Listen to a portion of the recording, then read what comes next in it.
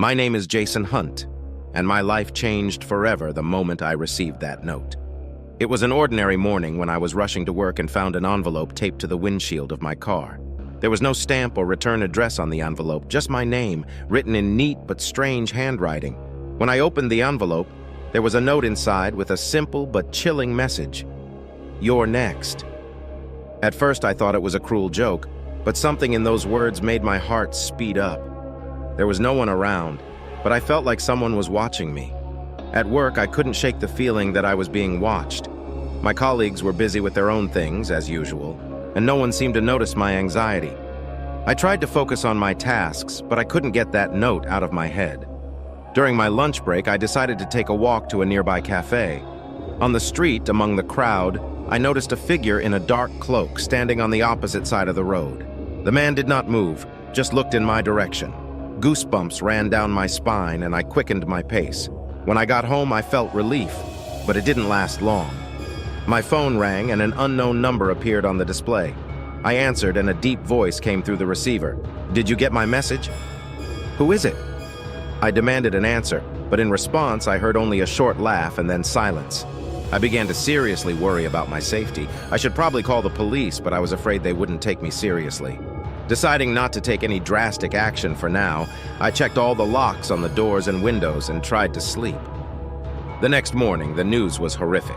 The body of a young woman had been found in our town. Her name was Susan Price, and she lived just a few blocks from me. The police were vague about the details of the murder, but they did mention that a note had been found near the body with the same words as mine. "You're next." My heart sank. This wasn't just a prank. A real maniac was hunting me. I decided not to ignore the threat any longer and went to the police. Officer Johnson, who took my statement, looked worried, but assured me that they would do everything possible to protect me. He asked me if I had any enemies or suspicions who might wish me harm, but I could not think of anyone. Meanwhile, I began to notice more and more signs that I was being watched. Sometimes I would find things in the wrong places. One night, I heard the floorboards creak in the hallway, but I couldn't find anyone. I became more and more paranoid with each passing day. I started installing surveillance cameras all over the house, but it didn't help much. The feeling of being followed didn't go away. I was constantly looking over my shoulder, looking for familiar features in the faces of passers-by. One evening, while reviewing the camera footage, I noticed a shadow flashing outside the window. My heart started pounding. I rushed to the door but found no one. It was someone fast and careful. A week later, I found another note under the door. This time, it had more text. "You are close to the truth. Don't try to hide. I am always here." I felt a cold terror. This man knew I was taking precautions. He was enjoying my fear. Everything seemed normal at the office until one day my colleague James came to work with a cut on his hand. He said it was just an accident, but I noticed the same strangeness in his eyes that I saw in the notes. I later learned that he, too, was being stalked. This is no longer a coincidence. We were both on someone's hit list. Officer Johnson and his team began a more active investigation. They interviewed all my colleagues, friends, and neighbors, but found no leads. The maniac was too careful and knew how to hide. I soon realized that I couldn't trust anyone, not even the police. This man knew everything about my steps, my plans. I began to think that there might be a traitor among those around me. I decided to take a risk. I arranged to meet Officer Johnson at a cafe on the outskirts of town, intending to tell him everything I knew and suspected. But when I arrived, the cafe was empty, and the officer was not there. Instead, I found another note on the table. "Nice try, Jason, but I'm always one step ahead." Realizing that it was not safe here, I decided to leave the city. I packed my things and left at night, hoping that the maniac would not notice my disappearance. But even on the road, in the darkness of the night, I could not shake the feeling that I was being watched. I found refuge in a small town on the other side of the state. I rented an apartment and tried to keep a low profile. However, my peace did not last long. One day at night when I returned home, I found the door ajar. My heart sank. I took out my phone and quietly approached the door, trying not to make a sound. Inside the apartment, there was chaos, as if someone had searched it in a hurry. There was another note on the table. "You can run, but you can't hide." I decided to contact the local police, but they were not as attentive as Officer Johnson. They promised to investigate, but it was clear to me that they didn't believe the threat was serious. That same night, I heard someone quietly creeping up to my window. I looked out and saw a shadow quickly disappearing into the darkness. The next day, I received an unexpected message on my phone. "I know who he is. Meet me at the old park at midnight." The message was sent from an unknown number. I doubted it, but I knew I had no choice. At midnight, I went to the park, armed with a flashlight and a baseball bat. A middle-aged man dressed in dark clothes was waiting for me in the park. He introduced himself as Mark and said that he had also become a victim of the same maniac. Mark said that the maniac chooses his victims according to a certain principle, but he did not know exactly what this principle was. He suggested that we join forces to try to catch him. We decided to set a trap. Mark suggested faking my death so that the maniac would believe that his goal had been achieved. It was a risky plan, but it was the only chance to get out of this game alive. We carefully thought out all the details and agreed on the actions. Mark arranged everything so that my death would look real. He arranged with several of his acquaintances to give false statements to the police and confirm my death. I was supposed to hide for a few days in a country house until the maniac showed himself. From my hiding place, I watched the events through the cameras Mark had installed. A few days later, we noticed suspicious activity around my old apartment. An unknown person was searching it again, as if he was looking for something specific. We decided that this was our chance. Mark was waiting for the maniac outside the apartment, armed and ready to fight. When the maniac came out of the building, Mark rushed at him and was able to disarm him. It was the same Officer Johnson I trusted. He admitted that for several years he had been hunting people he considered unworthy of life. Johnson was obsessed with his own twisted idea of justice and punished those he considered guilty of various crimes, sometimes fictitious. He found me because of an old mistake in my work that I had made years ago, which he believed had cost someone their life. Mark turned Johnson over to the police, and he was convicted of multiple murders. I returned to normal life, but the knowledge that the man I trusted was a monster has always stayed with me. I will never forget the lesson that evil can lurk behind the most innocent faces, and that one must always be on guard. Several months passed, and I began to slowly recover from the terrible events. But nightmares at night and disturbing thoughts during the day did not give me peace. I decided to move to another city and start a new life. This time I chose a small, quiet town on the West Coast. In my new place, I found a job in a small company and made new friends. Among them was Madeline, a smart and friendly woman with whom I quickly became close friends. I decided that I would not tell anyone about my past, so as not to arouse suspicion and not attract attention. One day, while walking in the park, I met an old acquaintance named Tom, whom I had not seen for many years. He was surprised by my sudden disappearance and asked what had happened to me. I briefly told him about my move, without going into details. A few weeks later, I started noticing familiar signs. A shadow outside my window, strange calls and notes. My heart sank with fear. Was it all starting again? I tried to convince myself that it was just paranoia, but my instincts told me that danger was near. I decided to share my concerns with Madeline. She listened carefully and offered to help. Together, we contacted the local police, but as before, they did not take my words seriously. Madeline suggested we do our own investigation. We began checking out all the new acquaintances, studying their biographies and pasts. We paid special attention to Tom, as his sudden appearance seemed too suspicious. Madeline was able to figure out that Tom was hiding his true identity. He was actually a former detective who had been fired for abuse of power. I began to suspect that he might be connected to the horrible events that had happened to me earlier. We started following Tom, finding out his roots and contacts. It turned out that he often met with unknown people in different parts of the city. We decided to follow him to one of these meetings. In one of the abandoned warehouses, we found Tom in the company of several people discussing some plans. We were able to take some photos and record their conversation. This was a real breakthrough in our investigation. Madeline and I, after reviewing the materials, realized that Tom was part of a group that was hunting people based on certain criteria. He was continuing Johnson's work, and I was one of their targets. We decided to hand over all the evidence to the police. hoping that now our voices would be heard. The police, having seen our evidence, finally took action.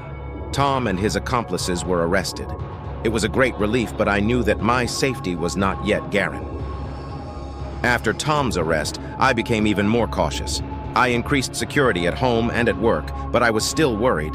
Madeline became my main support during this difficult time. One morning, I couldn't contact Madeline. Her phone was switched off and she wasn't home. I became worried and called the police, but they couldn't find any trace of her disappearance. I began my own investigation, trying to find Madeline. I went to all the places we usually went and asked everyone we knew, but no one had seen her since our last conversation. A few days later, I found another note under my door. This time it said, "You think you got rid of us? We're still here, and we have your friend." I felt an icy hand squeeze my heart. I realized that I was a target for the hunters again. Madeline had been kidnapped, and I was their next target. I began looking for any clue that might lead me to her rescue. I remembered the recordings we made in the warehouse. Listening to them again, I found a clue to where they might have kept Madeline. It was an old factory on the outskirts of town, abandoned for years. I knew it was crazy to go there alone, but I had no choice. I armed myself and went to the factory at night, hoping to catch them by surprise and free Madeline. The factory was huge and dark. I made my way through the gloomy corridors, trying not to make a sound. Finally, I heard voices and moved closer. Tom and several others were there, discussing their plans. Madeline was tied to a chair in the corner of the room. I prepared to attack, but suddenly the police burst into the room. It turned out that they had been watching me and apparently decided to intervene at the last moment. A shootout began. In the confusion, I ran to Madeline and freed her. We ran out of the building and hid behind one of the cars while the police completed the operation. Soon, it was all over, and Tom and his accomplices were arrested. After these events, Madeline and I decided to move even further away to start a new life. We moved to another state and changed our names, hoping that we could finally find peace. Even though we had started a new life, the fear never left me. I still looked over my shoulder and checked the locks before going to bed. But now I had Madeline, and together we could handle any challenge. Several years passed, and the terrible events began to fade from my memory. But sometimes at night, I would hear sounds that would take me back to those dark days. I knew I would never be able to forget them completely. One evening, I received a letter. It had only one word: coming soon. I felt like the world was crumbling around me again. Someone was still hunting me. Madeline and I decided that we would not run away anymore. Instead, we would start our own investigation and find who was behind this. We turned to a former detective who had once helped me for help. We started digging through Johnson and Tom's old files, hoping to find something that would help us track them down. The detective was able to find several suspicious names that could be connected to their group. We realized that the group of hunters was much larger than we thought. They were active all over the country, and they had their connections in the most unexpected places. We developed a plan to expose the group. To do this, we needed to collect all the evidence and find those who could testify against them. It was a dangerous and difficult path, but we were not going to give up. We managed to find one of the former members of the group who agreed to cooperate with us. He told us about how they chose their targets and who was in charge of the whole operation. The ringleader was a man named Michael Reed, a powerful businessman who used his resources to organize the hunt. He was careful and clever, always working through intermediaries and never showing his face. Our new ally revealed that Reed held his meetings in a secret location, accessible only by invitation. Madeline, the detective, and I began planning an operation to expose Reed. This was our chance to put an end to this terrifying organization once and for all. We decided the best way to do this would be to infiltrate one of their meetings and gather evidence. Our ally helped us get fake invitations to the next meeting. It was to take place in an abandoned mansion outside the city. We prepared all the necessary equipment to record conversations and collect evidence. We arrived at the venue an hour before the meeting was scheduled to begin. The mansion was surrounded by guards, but we managed to get inside using fake passes. The atmosphere inside was tense. Everyone present seemed wary and suspicious. The meeting soon began. Michael Reed spoke to the assembled group, discussing the group's new goals and plans. We recorded his every word, hoping it would be enough to get him arrested. Suddenly, one of the men in the room noticed our equipment. Panic set in. The guards grabbed us and brought us to Reed. He looked at us with disdain and said that we would be punished for trespassing.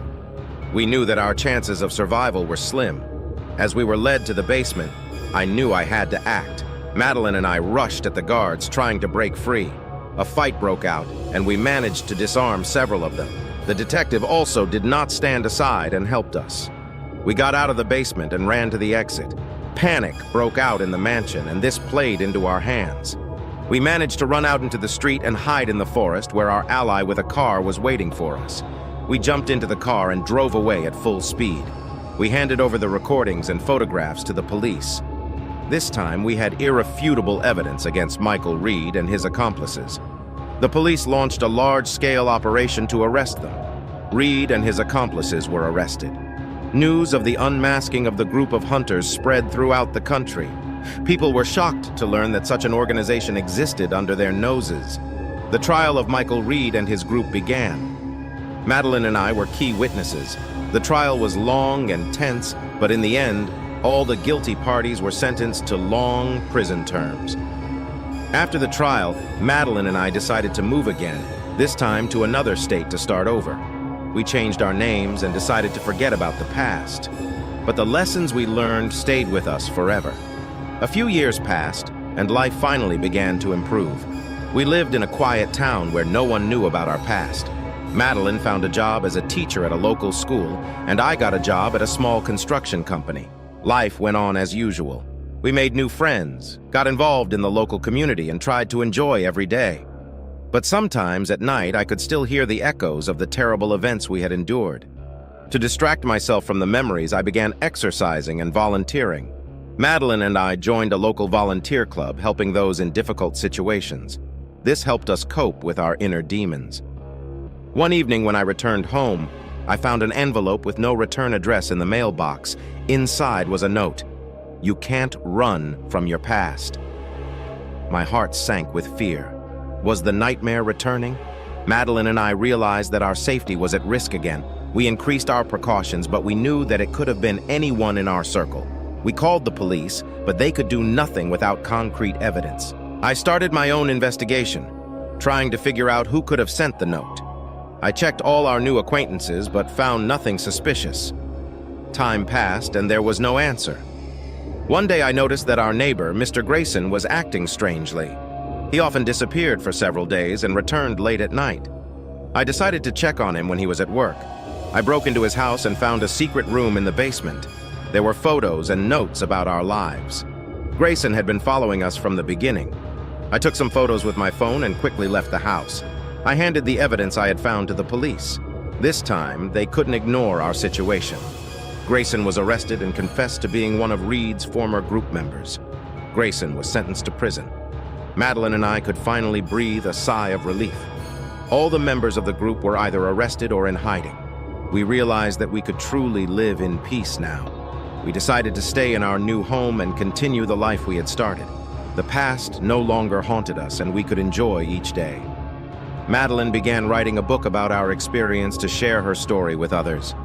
Our past became a part of our lives, but it no longer defined them. We learned to move on and appreciate every moment. Madeline published her book, and it became a bestseller. Our story inspired many people to fight for their safety and the truth. We built a new house and started a family. The past was behind us, and now we could focus on the future. Our lives were filled with joy and peace. One day I received an invitation to speak at a conference on fighting crime. I accepted, realizing that our story could help many people avoid similar situations. My presentation went well.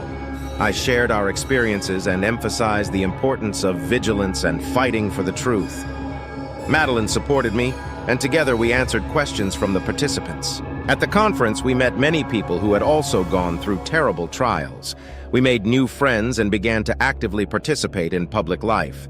Our contribution to the fight against crime was recognized at a national level. We were invited on television to tell our story to a wider audience. This was an important step in our journey to full recovery. We continued to live our lives, enjoying every moment. The past no longer had power over us. We knew that we had overcome the most terrible trials and could now look to the future with confidence. Madeline and I began working on a new project, a book about how people can protect themselves and their loved ones from such threats. We hoped that our experiences would help others avoid such horrors. Our book was ready for publication. We sent it to the publisher and eagerly awaited the reaction. This was an important matter for us, and we hoped that the book would be useful to many. The book was published and quickly became popular. We received many letters from people thanking us for our work. This was incredibly important to us, and we felt that we had done something really useful. We decided to go on a trip to celebrate our success. It was a great way to celebrate a new chapter in our lives. We visited many beautiful places and enjoyed every moment. The trip gave us many new impressions and inspiration. We returned home full of energy and new ideas. Life continued to please us, and we were grateful for every day. We started participating in charity projects, helping those who found themselves in difficult situations. This gave us a sense of satisfaction and helped us forget about the past. Our next goal was to open a foundation that would help victims of crime and prevent similar situations. We started working on this project and were soon able to launch it. Our foundation started working and we received a lot of positive feedback. We helped people cope with difficulties and recover from terrible events. It was an important thing and we were proud of what we were doing. The foundation continued to grow and develop. We received support from many people and organizations. This gave us the strength to continue our work and help even more people. Our foundation received international recognition. We began working with organizations from other countries, exchanging experiences and helping each other. This was an important step forward. We continued to live our lives, enjoying every moment. The past no longer had power over us. We knew that we had overcome the most terrible trials and could now look to the future with confidence. But one day I received a threatening letter. It said that our past would not let us go. I realized that one of Reed's former group members was still at large and seeking revenge. We stepped up our security and contacted the police. They started an investigation, but so far they have found no leads. We knew we had to be on our guard. I started my own investigation, trying to figure out who could be behind this. I checked all our old acquaintances and found several suspicious characters. I contacted a detective who had helped us before. He agreed to help with the investigation. We began following the suspects and gathering information. We learned that one of the former members of the group, Jackson, had escaped from prison and was now seeking revenge. We knew he would act quickly and decisively. We decided to set a trap for Jackson. We spread false information about our location to lure him in. It was a risky plan, but we had no choice. Jackson fell into our trap. We managed to apprehend him before he could do anything. The police arrested him and returned him to prison. Jackson was convicted of escape and new threats. We could finally breathe easy, knowing that all the threats were behind us. We could move on with our lives without looking back. Our foundation continued to grow and develop. We helped more and more people and received support from all over the world. This was our important work, and we were proud of what we were doing. We started working on international projects, helping victims of crime in different countries. This was an important step forward, and we were proud that we could make the world a better place. We continued to live our lives, enjoying every moment. The past no longer had power over us. We knew that we had overcome the most terrible trials and could now look to the future with confidence. Life always presented new challenges, but we were ready for them. We knew that we could cope with any difficulty because we had each other's support. We started working on new projects that would help even more people. We were determined to make the world a better and safer place. Our foundation continued to grow and develop. We received support from many people and organizations. This gave us the strength to continue our work and help even more people. We received many awards and recognitions for our work. This was important to us, but the main thing was that we could actually help people. We continued to live our lives, enjoying every moment. The past no longer had power over us. We knew that we had overcome the most terrible trials and could now look to the future with confidence. We made many new friends who supported us and helped us in our work. It was important for us, and we valued each of them. We found new interests and hobbies that helped us to escape from the past and enjoy life. This was important for our inner world. We had children and enjoyed every moment with them. They were happy times, and we treasured every moment. Life always presented new challenges, but we were ready for them. We knew that we could cope with any difficulty because we had each other's support. We started working on new projects that would help even more people. We were determined to make the world a better and safer place. Our foundation continued to grow and develop. We received support from many people and organizations. This gave us the strength to continue our work and help even more people. We received many awards and recognitions for our work. This was important to us, but the main thing was that we could actually help people. We continued to live our lives, enjoying every moment. The past no longer had power over us. We knew that we had overcome the most terrible trials and could now look to the future with confidence. We made many new friends who supported us and helped us in our work. It was important for us, and we valued each of them. We found new interests and hobbies that helped us to escape from the past and enjoy life. This was important for our inner world. We had children and enjoyed every moment with them. They were happy times, and we treasured every moment. We continued to live our lives enjoying every moment. The past no longer had power over us. We knew that we had overcome the most terrible trials and could now look to the future with confidence. Life always presented new challenges, but we were ready for them. We knew we could overcome any difficulty because we had each other's support and a strong network of friends and allies. Our foundation continued to help people around the world, and we were proud of our achievements. One day, a man we hadn't expected to see came into our office. He was a former member of Reed's group who had been released early for good behavior. His name was Peter Johnson. He said he wanted to atone for his sins and offered to help us expose the remaining members of the group.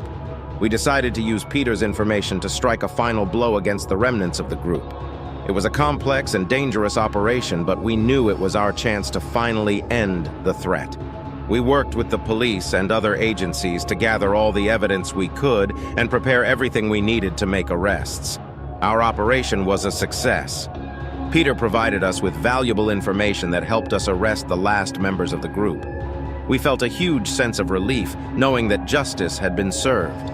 We could finally breathe a sigh of relief, knowing that the threat had been eliminated. Many years have passed since Madeline and I began our fight for justice and peace. Our foundation has helped thousands of people, and we are proud that we were able to make the world a little safer. Our family has grown and prospered. Our children have delighted us with their successes, and we have enjoyed every moment spent together. We had finally found the true peace and happiness we had been searching for. The past no longer had power over us. We had learned to live, to appreciate the present, and to build a future full of hope and joy. We now knew that despite all the horrors we had endured, we had emerged from them stronger and wiser. Life went on, and we were ready for any challenges it might throw at us. With a sense of closure and peace, we looked to the future with confidence and optimism, knowing that together we could overcome any difficulties.